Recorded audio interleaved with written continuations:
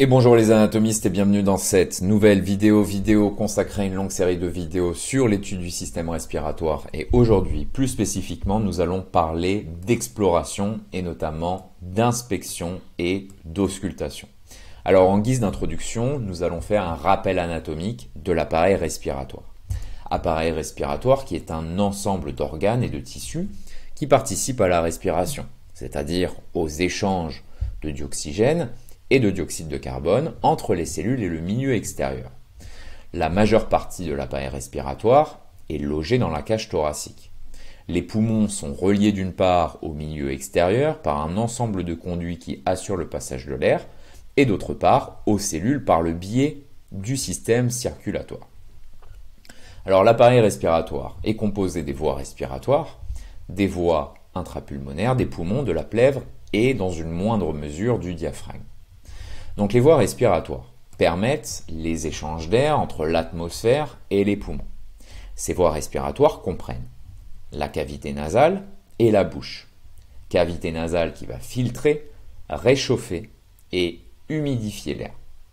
Ensuite, nous allons retrouver le pharynx et le larynx. Alors le pharynx appartient également à l'appareil digestif et le larynx que vous voyez ici permet en plus la phonation grâce à la présence de cordes vocales. Ensuite, inférieurement, nous allons retrouver la trachée qui va purifier, réchauffer et humidifier l'air et sécréter un mucus protecteur. Donc ça, c'était pour les voies respiratoires. Ensuite, nous allons retrouver les voies intrapulmonaires qui amènent l'air des voies respiratoires jusqu'aux alvéoles pulmonaires. Et donc, on va retrouver les bronches et les bronchioles. Alors, les bronches qui vont, comme la trachée, purifier, réchauffer, humidifier l'air et sécréter un mucus protecteur. Ensuite, les bronchioles qui vont déboucher sur les sacs alvéolaires. Ensuite, nous allons retrouver les poumons, deux poumons qui sont deux organes spongieux et élastiques qui renferment chacun environ 350 millions d'alvéoles pulmonaires. Ensuite, la plèvre, qui est un double feuillet séreux qui sécrète et contient le liquide pleural et qui permet de relier les poumons à la cage thoracique. Et ensuite, dans une moindre mesure, le diaphragme, il n'est pas considéré comme une composante de l'appareil respiratoire. Il s'agit du muscle principal de la respiration. C'est un muscle situé sous les poumons, que vous voyez ici, et qui va s'abaisser, se contracter pendant l'inspiration pour laisser les poumons se distendre et se relever pendant l'expiration pour aider les poumons à expulser l'air. Alors, quel lien pouvons-nous faire entre l'appareil respiratoire et l'appareil cardiovasculaire? Alors, nous allons retrouver deux circulations, la grande circulation et la petite circulation.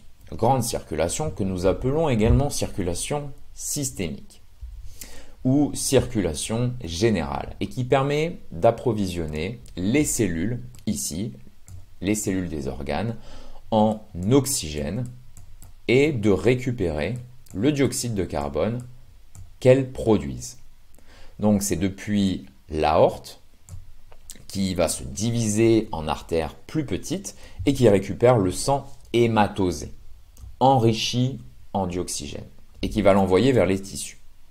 Alors quand les cellules ont été approvisionnées en dioxygène par le réseau capillaire, le sang est dit non hématosé. Il sort des tissus par des vénules, puis des veines qui se rassemblent en deux veines cave inférieure et veine cave supérieure, chargées de ramener le sang au niveau du cœur. Ensuite, nous allons retrouver la circulation pulmonaire ou la petite circulation qui permet d'enrichir en O2 et de débarrasser le CO2 en excès, le sang qui provient des tissus afin qu'il soit à nouveau hématosé. Alors l'artère pulmonaire que vous voyez ici va éjecter le sang non hématosé dans les poumons jusqu'aux capillaires pulmonaires en contact étroit avec les alvéoles. Alvéoles que vous voyez ici, au niveau desquels s'effectuera le passage des molécules de dioxygène et de dioxyde de carbone. Les veines pulmonaires vont ensuite ramener le sang hématosé au niveau du cœur. Donc voilà pour le petit rappel anatomique. Donc au niveau de l'exploration, On se souvient quelles sont les 4 composantes de l'exploration: l'inspection, inspection morphologique, statique et dynamique, la palpation, la percussion et l'auscultation. Et donc, au niveau de l'appareil respiratoire, nous allons examiner les voies respiratoires telles que la bouche, le nez, les amygdales et l'oropharynx. Donc dans cette vidéo, nous allons particulièrement, plus précisément, parler d'inspection et d'auscultation. Alors l'inspection, d'un point de vue morphologique, donc qu'est-ce que nous allons pouvoir observer chez des individus qui présentent des pathologies et éventuellement des problèmes respiratoires? Alors ici vous le voyez sur cette diapositive, à gauche c'est ce qu'on appelle un pectus excavatum et un pectus ici à droite carinatum. Donc ce pectus excavatum est caractérisé par un enfoncement plus ou moins prononcé, vous le voyez, de la partie inférieure du sternum. Ici, le pectus carinatum est une projection vers l'avant, une protrusion du sternum. Ensuite, vous avez ce qu'on appelle un barrel chest en anglais, un thorax en tonneau, ce sont des individus qui vont naturellement avoir une cage thoracique plus développée, plus ronde, un torseau plus large avec des capacités pulmonaires un peu plus grandes et qui potentiellement, comme le dit le texte ici, peut avoir une force supérieure au niveau des membres supérieurs. Et vous avez bien sûr la scoliose ici présente sur un plan frontal qui est une déviation. Donc ça c'était pour l'inspection morphologique qui peut entraîner effectivement des problèmes respiratoires, et on va pouvoir également observer au niveau cutané des lésions, comme ici vous le voyez des cicatrices ou des lésions dermatologiques, comme par exemple l'infection zona, qui est une dermatose virale due au virus de l'herpès zoster, le même virus que la varicelle. Ensuite, nous allons pouvoir observer des pathologies extrapulmonaires, telles qu'un reflux hépatojugulaire, qui est un signe d'insuffisance cardiaque droite, et une circulation collatérale, comme vous le voyez ici sur cette image, qui est une circulation de suppléance qui se développe après obstruction chronique d'un vaisseau ou en cas d'augmentation chronique de la résistance au flux sanguin. Donc ça, c'était pour l'inspection morphologique, qu'on pourrait également appeler une inspection statique. Au niveau de l'inspection dynamique, donc ça consiste à observer les mouvements du thorax pendant la respiration. Donc un petit rappel, donc pendant l'inspiration, le thorax va augmenter de volume. Donc les articulations au niveau de la cage thoracique vont venir accompagner les mouvements de ce thorax, et vous avez le diaphragme qui va se contracter, qui va descendre vers le bas lors de l'inspiration. Lors de l'expiration, le thorax se contracte, donc le volume diminue et le diaphragme va se relâcher. Donc, dans l'inspection dynamique, je vous rappelle l'importance d'une bonne dynamique respiratoire, large, régulière et surtout symétrique. Alors au niveau de cette symétrie, on va regarder l'expansion, la mobilité des deux hémithorax et la profondeur des mouvements respiratoires. Alors on va pouvoir observer 2 types de catégories au niveau de la symétrie, ce qu'on va appeler des rétractations ou des bouffées. Alors rétractation comme des atélectasies qui définit l'affaissement, la rétractation d'alvéoles pulmonaires qui peut être causée par le blocage d'une bronche ou par l'entrée d'air dans la plèvre, qui se nomme un pneumothorax. Et on va pouvoir également observer des paralysies respiratoires. Au niveau des bouffées, un pneumothorax, qui est une infection de la plèvre, mettant en communication l'espace pleural et l'atmosphère, ou un épanchement pleural, qui est une accumulation anormale de liquide dans la cavité pleurale. D'accord ? Donc toutes ces anomalies vont pouvoir nous renseigner par rapport à la symétrie, par rapport à la dynamique, à l'expansion, à la mobilité des deux hémithorax. Donc ici, vous le voyez avec l'épanchement pleural, on a un liquide qui s'accumule dans un des poumons. Et ici, on a une représentation par une radiographie de cet épanchement pleural. Alors au niveau de la dynamique, on va pouvoir également noter la fréquence respiratoire. Chez les adultes, une fréquence respiratoire normale se situe entre 12 et 20 respirations par minute. Lorsque la fréquence va au-dessus de cette fréquence normale, on parlera de tachypnée, donc supérieure à 20 respirations par minute. Et lorsque la respiration est inférieure à 12 respirations par minute, on parlera de bradypnée. Donc ça, c'était pour l'inspection et nous allons terminer sur l'auscultation. Donc l'auscultation, on utilise bien sûr donc soit nos oreilles, soit un stéthoscope, comme vous pouvez le voir ici sur cette image. Donc on va maintenir fermement le stéthoscope sur la paroi thoracique au niveau de la peau. On va éviter les frottements sur la peau. On va le faire, l'auscultation, on va la faire de façon symétrique et bilatérale pour comparer les deux poumons. Je vous rappelle l'importance d'être dans un environnement silencieux, bien sûr, pour écouter les bruits.